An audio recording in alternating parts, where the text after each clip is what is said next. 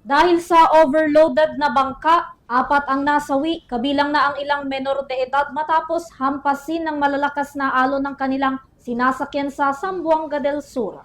May balita si Dan Villegas. Patay ang 4 na individual kabilang na ang 2 bata matapos na tumaob ang kanilang sinasakyang bangka sa Zamboanga del Sur.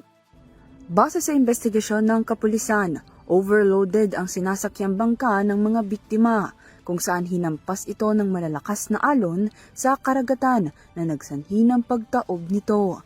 Ang nasabing bangka at ang mga sakay nito ay patungo sa Tagum City nang mangyari ang insidente.